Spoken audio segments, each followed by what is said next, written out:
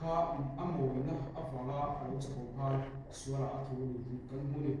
tin wala indona na sa athen di ko pa dul kal tamin kan huwa kan shia setana luk na kha chako na ani a chu tiang tu chuanin eden huana mihring chu moi duna a thazo ni duna wangin suala an tu ni ha kan shia in kha luk na khan an taksa a che chu ma khanin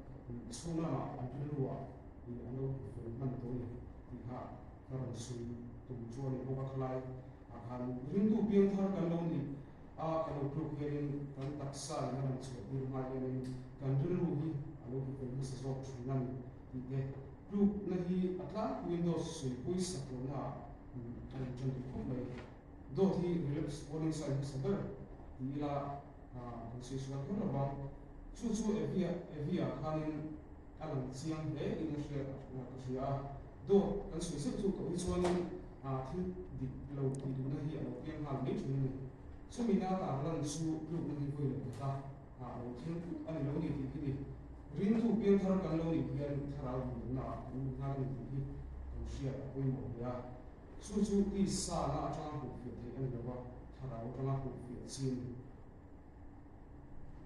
tharawa ni chu ping ni kan ti chuan rin tu de kan ral thuam thaber bible le kan sang na chu ta kan tha san tu ni ba bible kal takin pathian shia fia the na te ni ti chu tin ai ma kan chu ta chuan ni u ta ma kan pu na tu thu hi petera thon ni chan so ha ni lo yan bo kan kan ai tu na he na u ve china ko san unique wa le ko san bu re ni camping ko ti te ku set kan ti a te ti rau le ni ta